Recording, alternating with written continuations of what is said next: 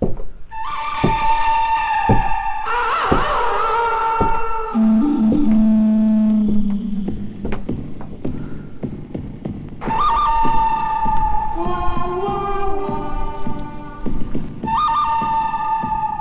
that's a lot of tomatoes.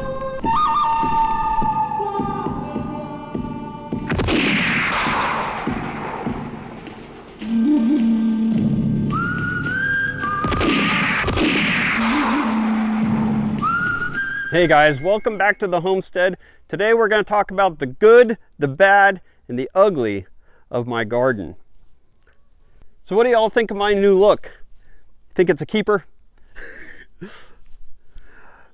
What this is a collaboration video that's going around YouTube from other homesteaders and other gardeners talking about what's good, bad, and ugly in their garden. I was graciously tagged by Jillian over at True North Life channel, so you should go check her out, see what's good, bad, and ugly in hers. So I usually like to start with the bad news first. Well, you're looking at them. I am a terrible gardener. I do it because, well, I feel like I'm supposed to. What I like to do, I like to build things. I like to build these garden boxes. I like to build my compost corrals over there. I even built the chicken house from scratch, like designed it and built it and everything from scratch.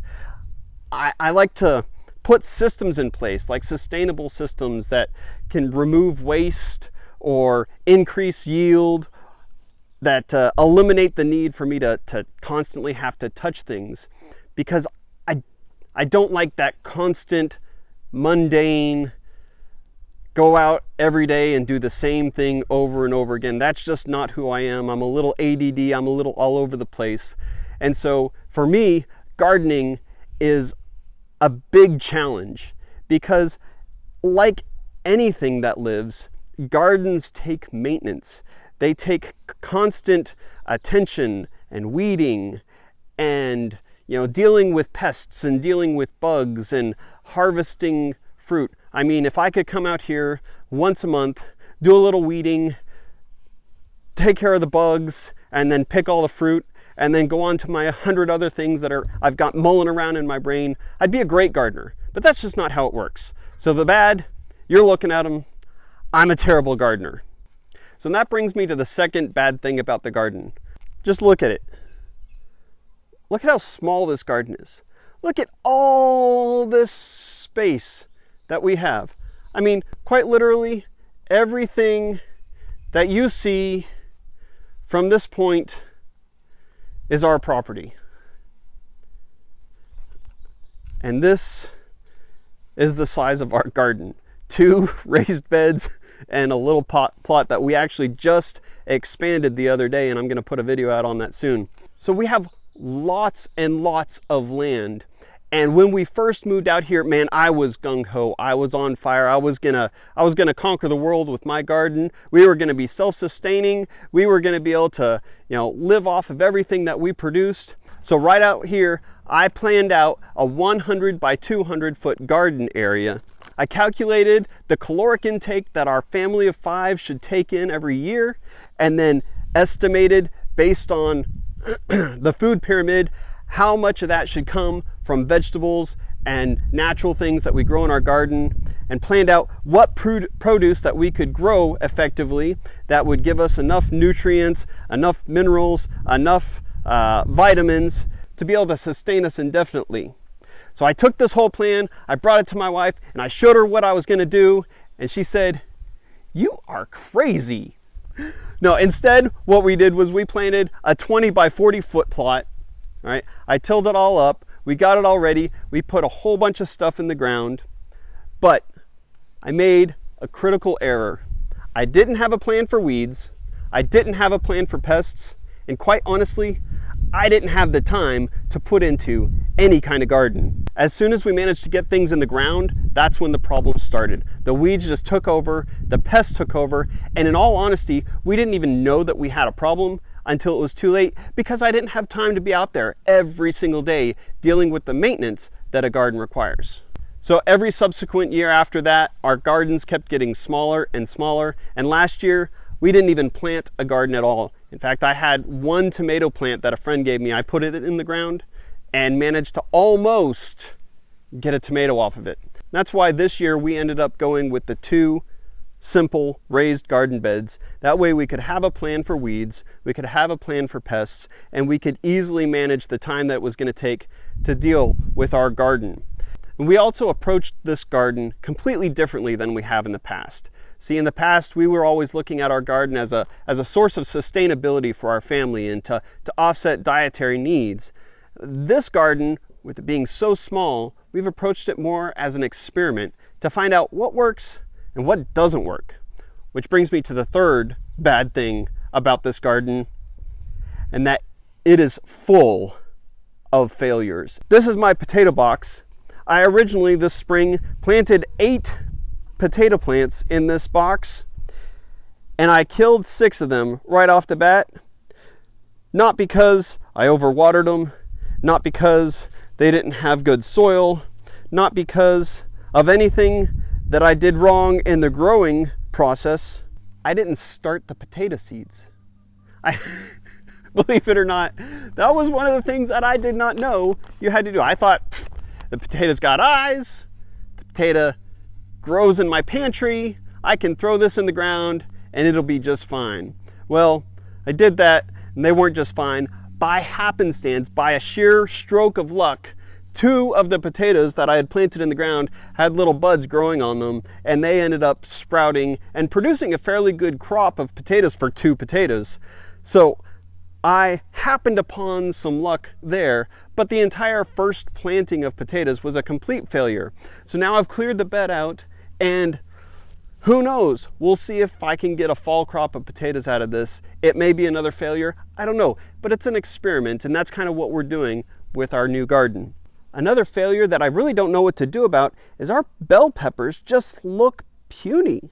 I mean, they're not growing up. I would think that they would have grown up and bushed out quite a bit more than this. But our bell peppers are just not producing. We've been waiting till the heat. It's hot, it's miserable out. They should be enjoying this and loving this, but we've got 1 pepper that's of decent size, and that plant's about to fall over, and this plant is barely even. So I don't know what we did wrong, but we definitely did something wrong.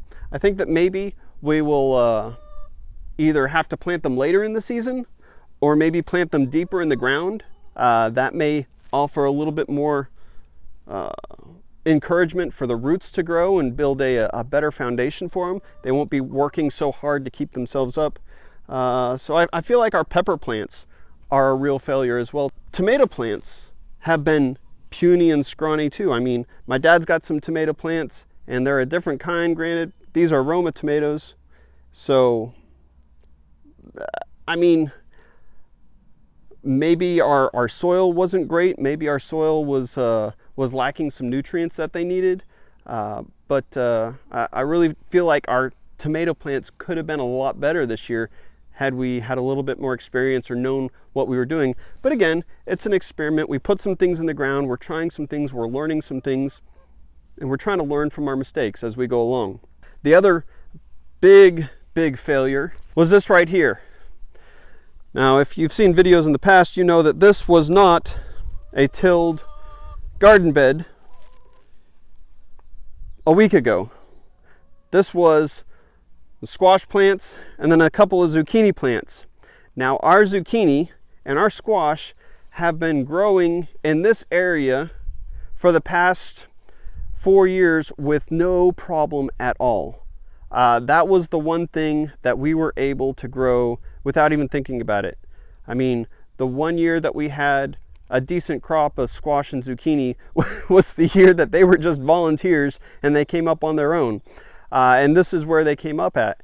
So I really have no idea why our squash didn't take, except that after I tilled up all the ground and prepared the area for the zucchini, I ended up washing out the back of my truck because it was full of sand and dirt and rock from filling the beds.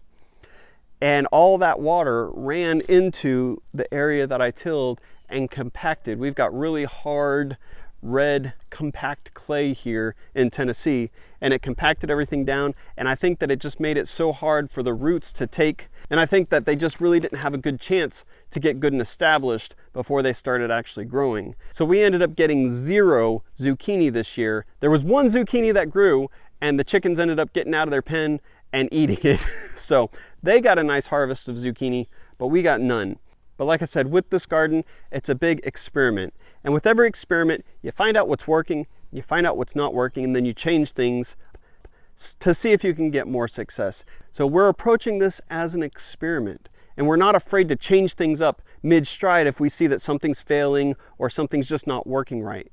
And so that's what we did with our zucchini. We said, you know what, that's not working, the plants are dying, we're not getting a yield. So we went ahead and tore up all those zucchini so we can make room for something else that we wanted to put in there. And that brings me to what's good about this garden. So even though we've had tons of failures and it's super small and our plants are puny and it's not impressive, we have learned so much. We've learned that it doesn't matter how well you till up your soil, if you then drench it and turn it into a swamp, your plants aren't going to be able to take off. We've also learned that worm juice is a really good fertilizer. Those soldier fly bins have been a really cool experiment all by themselves, but I took the juice that they create from all the rotting decay and I turned that into a bit of a nice tea blend, and I put it on this tomato plant, and all of this growth from about here up is all new growth from this past week where I started watering it with that tea juice. And look, we've got new buds coming out, we've got new growth on the plants. I mean, this is just amazing. It really likes having that black soldier fly larva tea that I created. I mean, just in comparison, this plant, I just started watering it with that, what was it, 2 days ago, and it's starting to look a lot healthier up here in the top. That was something really interesting that I learned that we could do. The other amazing thing, and this just blew my mind when I saw this, my daughter wanted to plant pumpkins, and so we decided, well, hey, let's plant some pumpkins. If we could plant them shortly after 4th of July, they should be ready just about harvest time and Halloween and Thanksgiving. So that's what we went ahead and did. We bought a whole bunch of different kinds of pumpkins because we didn't really know what was going to work well. We put them in the ground, we watered them, and I poured that black larva fly tea directly on them or on the rows.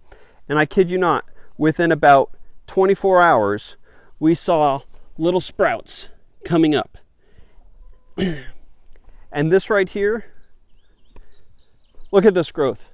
This is after 4 days being in the ground.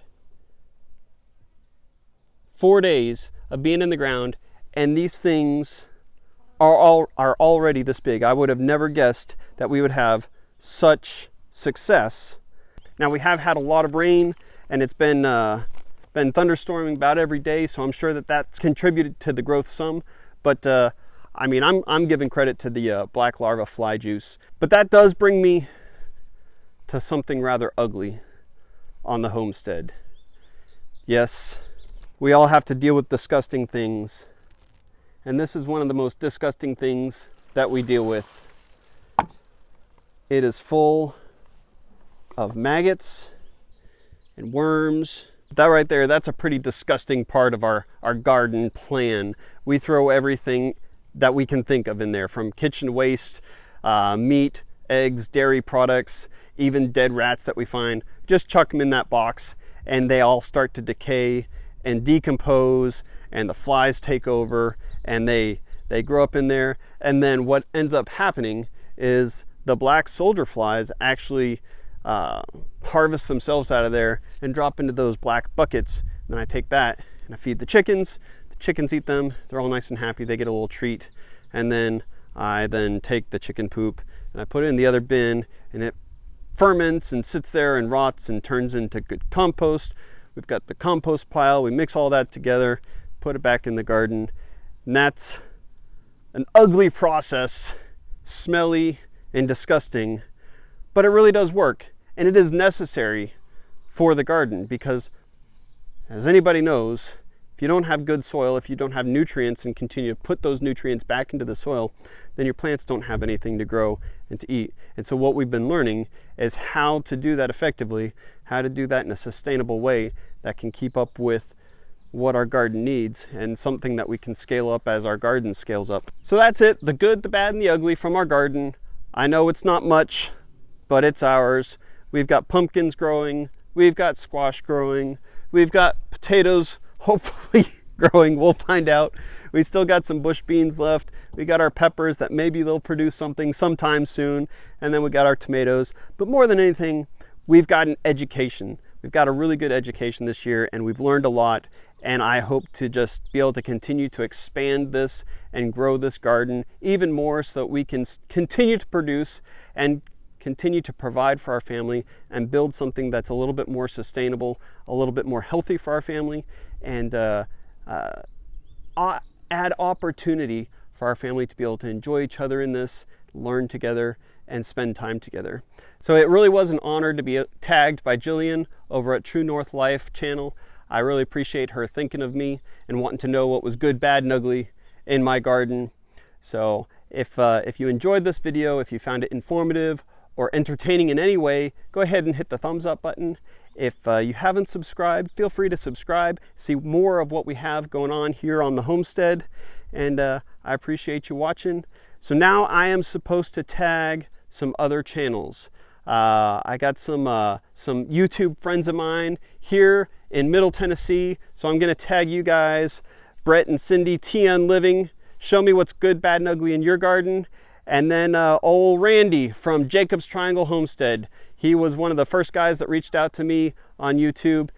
So I wanna give a shout out to Randy and say, hey Randy, show me what you got. I know you got lots of bad and ugly in that garden of yours, so let's see it. I appreciate you guys. Thanks for watching, and we'll see you guys on the next video.